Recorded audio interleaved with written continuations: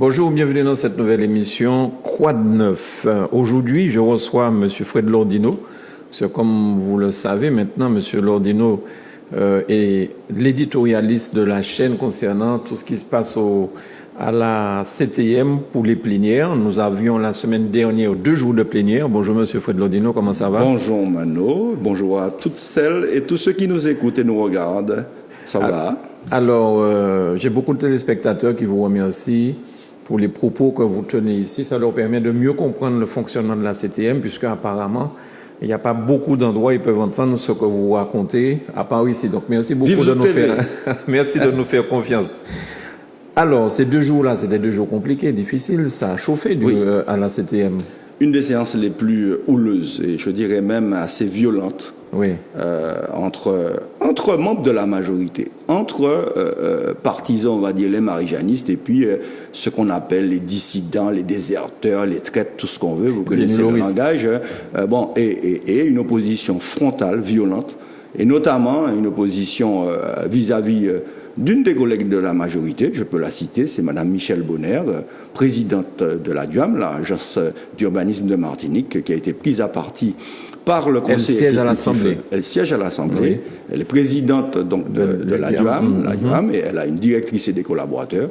Et le Conseil exécutif, Boutrin, chargé des transports, a eu une attitude intolérable et a tenu des propos que je ne vais pas répéter ici pour discréditer la présidente ainsi que l'ensemble du personnel. Alors, pour bien comprendre, M. Lordino, la DUAM, c'est quoi? Qu'est-ce qu'ils font? C'est une agence qui est financée par la collectivité et qui s'occupe globalement des documents d'urbanisme, on va dire, d'apporter une contribution, d'apporter son savoir, un savoir-faire très technique, parce que c'est quand même très difficile, la législation sur l'urbanisme. Et l'une des missions de la DUAM, par exemple, c'est d'aider les communes à formaliser le plan local d'urbanisme. C'est ça. En Martinique, il y a 29 communes qui ont un plan local d'urbanisme. Le PLU, ce qu'on appelle le PLU. Le PLU, voilà, qui permet de délivrer des permis de construire et surtout de donner la nature, l'affectation des sols d'une commune. Agricole, est-ce qu'on peut faire urbanisation, zone commerciale, zone d'aménagement concerté, zone agricole protégée et... ce sont des Martiniquais compétents qui travaillent pour les collectivités. Et là, il y a eu une attaque intolérable, il faut le dire, mettant en cause le personnel et la présidente qui n'est pas de mon camp. Et je veux dire là, à tout le personnel de la DUAM, là, que l'ensemble des élus, que nous n'approuvons pas cette attitude intolérable et inqualifiable de M. Boutrin vis-à-vis de la structure. Mais qu'est-ce qui a poussé M. Boutrin, qui est conseiller exécutif, à cette tirade contre la DUAM? Voilà, on ne va pas trop s'éterniser, Mano, parce que bon, c'est un monsieur qui a voulu être président de la DUAM, il a été battu par la collègue, donc il a perdu l'élection, donc il n'est pas président, il est déjà... Collègue qui était quand même dans le même camp que lui. Dans le même camp que lui, et depuis cela, il en veut beaucoup à la collègue et à la structure, mais il en veut beaucoup à la DUAM, parce que la DUAM a dit une chose qui est très claire concernant un document qui s'appelle le PADMA, un plan d'aménagement, un document électoraliste. C'est pour remplacer le SAR. Voilà, alors que le SAR, il faut en dire un mot, le Conseil économique, social, environnemental de la culture et de l'éducation, qui est une des instances, il ne faut pas oublier, de la collectivité. Il y a le Conseil exécutif, l'Assemblée et le Conseil consultatif. Voilà ce qu'il dit. Le CSM souligne que le décret 2020-1060 du 14 août 2020, relatif au régime juridique du schéma d'aménagement régional, conforte le schéma d'aménagement régional en l'identifiant comme l'unique document de référence dans la hiérarchie des normes des documents de planification. Et ça, c'est la loi. Et aujourd'hui, les indépendantistes, dont on ne sait plus trop comment les qualifier, tellement il y a des divisions entre eux, ont décidé qu'ils ne veulent plus de ce document de planification et veulent mettre un document qu'ils appellent le PADMA, que j'ai intitulé Padmagouille, puisque l'offre justement de la DUAM a été rejetée par la CTM au motif que l'offre est arrivée en retard. Or, le conseil exécutif donne le prix de l'offre de la DUAM. Soit l'offre est arrivée en retard et vous ne pouvez pas l'ouvrir, donc il ne peut pas connaître le prix. C'est la loi. C'est la loi. Oui. Et un autre conseiller exécutif vient dire, non, finalement, on a ouvert l'offre, mais elle était incomplète. C'est pourquoi je dis Padma, Padmagouille. D'accord, très Voilà. bien.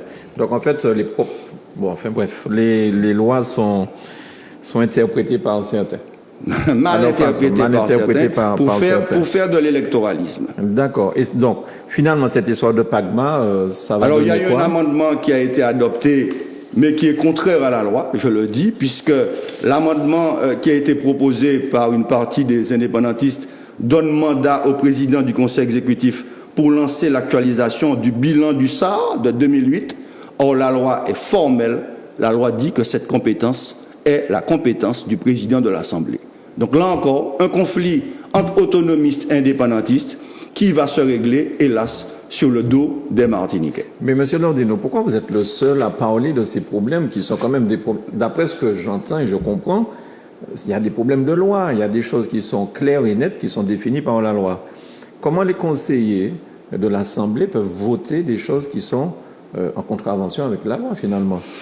Écoutez, la politique, c'est aussi des marchandages. Hein. Vous savez, vous discutez avec le pouvoir en place, vous avez besoin de subventions. Écoutez, j'en sais rien, mais la question, c'est qu'il y a aussi une pratique dans cette majorité de se situer hors la loi. Séguineau, c'est bien l'exemple. La déclaration de revenus et de patrimoine du président du Conseil exécutif, c'est bien un exemple. C'est-à-dire la déclaration de revenus? Ben oui, parce que lorsque vous êtes député parlementaire, oui. Vous devez faire une déclaration de patrimoine.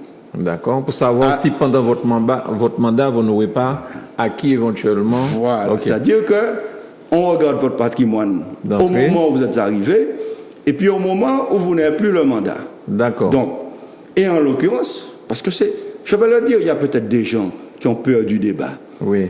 Le président actuel du Conseil exécutif est resté député entre 1997 et 2017, pendant près de 20 ans. Et il a fait une fausse déclaration de patrimoine à la haute autorité pour la transparence de la vie publique.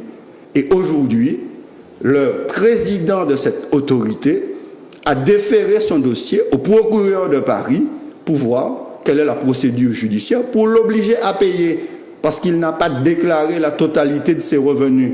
C'est ça la réalité. Donc, si on veut que la population ait confiance dans les élus, il faut de la transparence. Il faut dire ce que vous avez eu comme argent et ce que vous avez déclaré. Vous déclarez vos impôts, moi aussi, Mano, je le fais comme tous les citoyens. Et puis maintenant, il y a le prélèvement à la source qui est plus indolore. On a dit que ce ne serait pas possible. Eh bien voilà, l'actuel président l'a fait. Il faut que les gens déclarent leurs revenus. C'est la loi. D'accord, mais cette autorité, là, c'est pas comme si on n'a pas payé son impôt de cette année. C'est quand même quelque chose de très grave, me semble-t-il. C'est extrêmement grave. C'est extrêmement grave. Écoutez, du point de vue moral aussi. C'est-à-dire que la loi vous dit, je mets en place un dispositif pour m'assurer qu'il n'y a pas d'enrichissement pendant la période où vous êtes élu, pour ne pas avoir l'argent en bas de table, pour ne pas acheter bien, pour ne pas faire bagaille qui pas clair. Et là, vous-même, plutôt que de donner l'exemple, vous ne déclarez pas votre patrimoine convenablement. Mais il y a un grand souci de moralité. En fait, comment dire, c'est une autorité comme ça qui a permis à ce que le président Sarkozy soit condamné hier, il me semble. Enfin, c'est le parquet financier. Oui, en fait, ça a été créé à l'époque de Fillon. C'est un peu plus complexe que ça. C'est un peu plus complexe que ça. Mais en fait, là... Mais ce sont quand même des gendarmes, un petit peu... Voilà, des autorités qui sont là pour réguler l'action des élus, pour veiller, et comme diraient les anciens, mon grand-père me le disait souvent, il dit, Thibault l'homme au café politique, pas jamais fouiller l'homme en sac farine là pour l'homme sorti blanc. Parce qu'à l'époque, on donnait des sacs de farine aux politiciens et vous allez voler l'argent. Donc, il m'avait dit ça et j'ai retenu cette leçon parce que si je peux m'exprimer, Mano, c'est parce que je considère que je n'ai pas de casserole. Je parle en citoyen libre, je dis les choses, je n'attaque pas les gens personnellement. C'est pour moi la politique au plus haut niveau. Faire des propositions et avoir les mains propres. Alors, cependant, l'histoire de Sarkozy, on va faire digression un petit moment. Sarkozy qui a été condamné à 3 ans de prison, dont un enfer, mais il a fait appel. Donc ça va être rejugé. Mais c'est quand même l'ancien président de la République française qui a été condamné. Donc est-ce qu'on pourrait penser qu'éventuellement, certains sont plus protégés que Nicolas Sarkozy? Non, la justice prend son temps et ce sont des affaires complexes. Et j'ai lu, hier soir, j'ai lu l'actualité, très tard, j'ai regardé, parce que c'est quelque chose d'inédit. C'est la première fois sous la Ve République qu'un président de la République est condamné à une peine de prison ferme. Quand c'est quelqu'un qui a volé, je vais dire un délinquant de droit commun, ça n'attire pas l'attention. Mais à ce niveau-là, or, les faits, je ne suis pas magistrat, ni procureur, mais les faits sont quand même graves. Il s'agit de corruption et de trafic d'influence.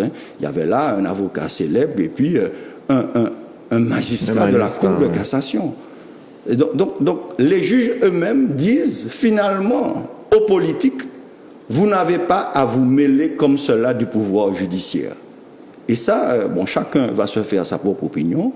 Moi, je n'ai rien de particulier contre ni pour le président Sarkozy, mais les juges doivent faire leur travail.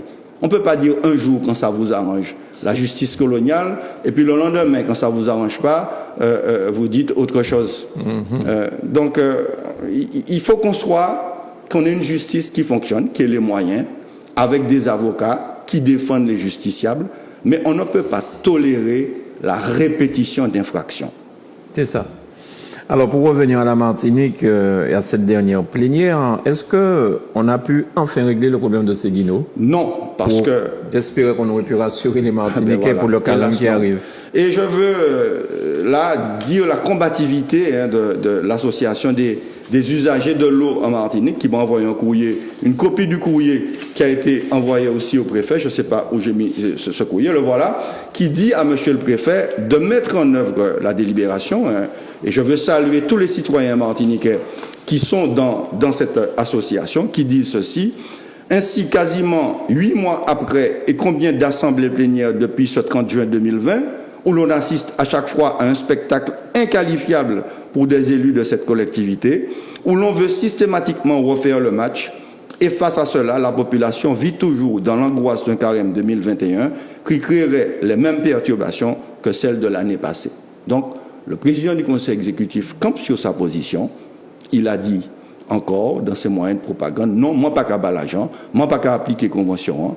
Donc les Martiniquais auront le loisir de trancher en juin 2020. Le préfet n'a pas réagi à ce courrier? Juin 2021.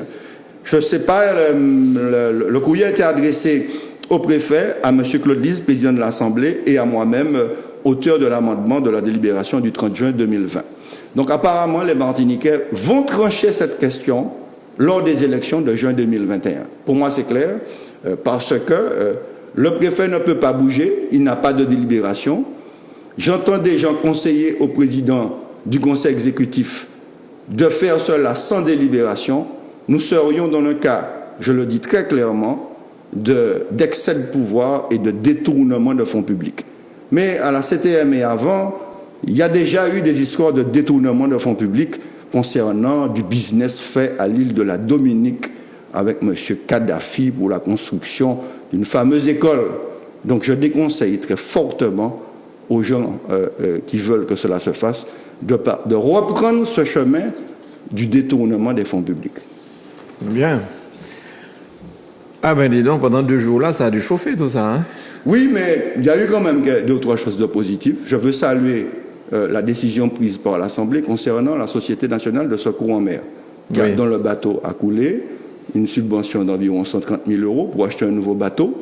Et votre serviteur a fait une proposition pour qu'en Martinique, on ait un véritable service de sauvetage en mer, financé par la collectivité territoriale de Martinique, avec des sauveteurs professionnels liés au service territorial d'incendie et de secours, avec le CROSAG, et je veux saluer les bénévoles, très très franchement, de la SNFM, la Société nationale de sauvetage en mer, qui ont 4 stations, très peu de moyens.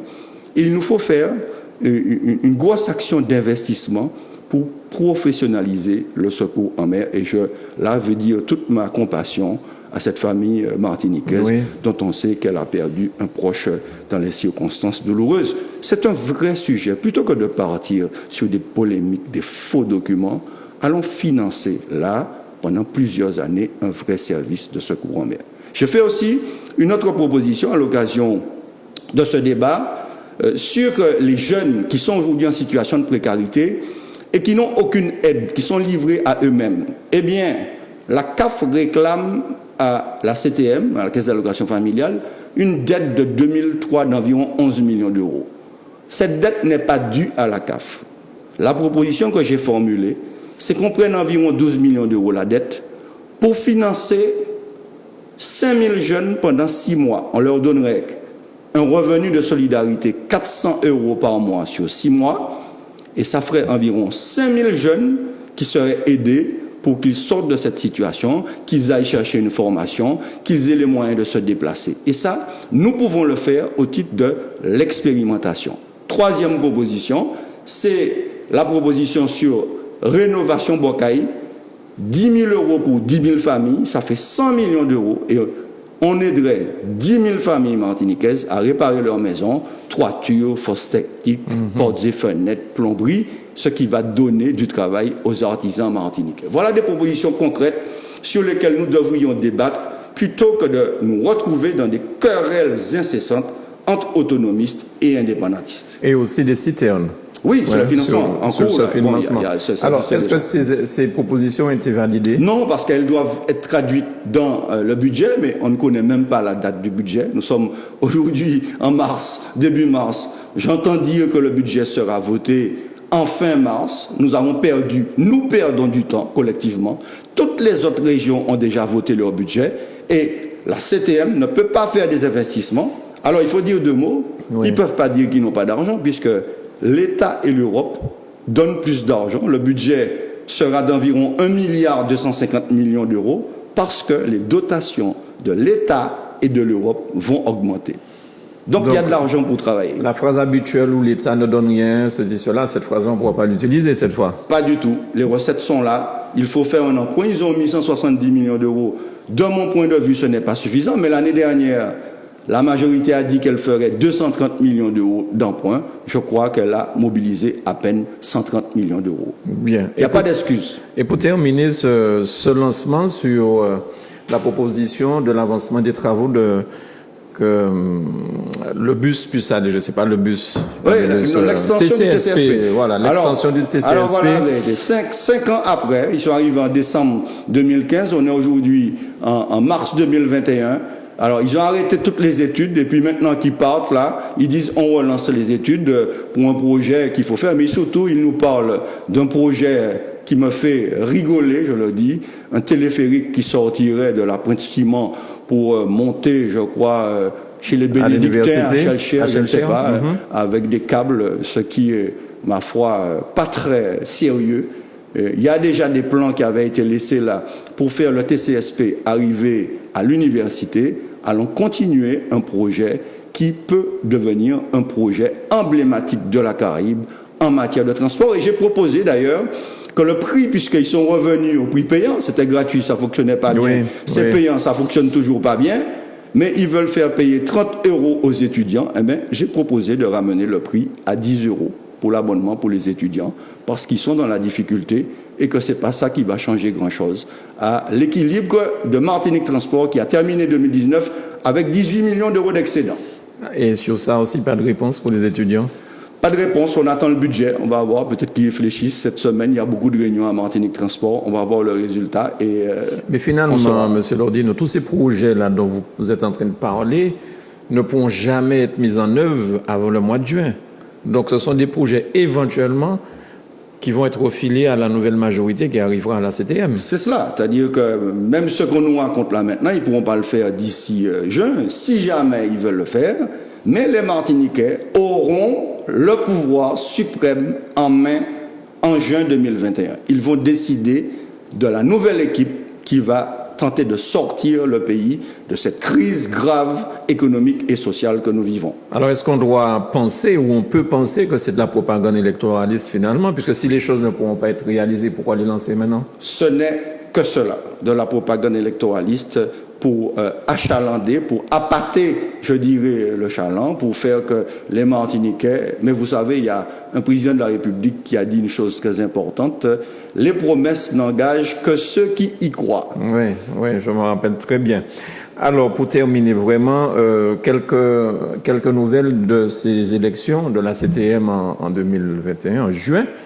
Est-ce que vous avez des petites annonces à nous faire Ben oui, sur il y a ça? une réunion importante Oui. faite au François. D'ailleurs, je veux remercier monsieur le maire du François qui a, Oui. qui a accordé une salle pour tenir une réunion avec mes collègues, Génie Dulis, il y avait aussi Yann Monplaisir, il y avait d'autres collègues, bon, je ne vais pas tout citer tout le monde, hein, et nous avons écouté avec beaucoup de plaisir monsieur Justin Daniel, qui est un des meilleurs professeurs de sciences politiques de la Caraïbe, il faut le dire, qui a fait des études pendant de longues années sur l'autonomie et les régimes juridiques dans la Caraïbe et qui a donné un certain nombre d'enseignements sur ce qu'il faut remédier à la collectivité territoriale de Martinique, notamment les moyens d'avoir un règlement intérieur satisfaisant pour bien assurer une bonne collaboration entre président du conseil exécutif, président de l'Assemblée et conseil consultatif. C'était une conférence très bien qui a réuni des gens de tous bords, pareil. Donc c'est la dynamique qui continue et on verra sur quoi ça va déboucher dans les semaines à venir. Merci beaucoup, M. Fred Lordino. C'est moi, Manon. Merci beaucoup. Merci à vous de nous avoir suivis et à très vite sur Zouk TV.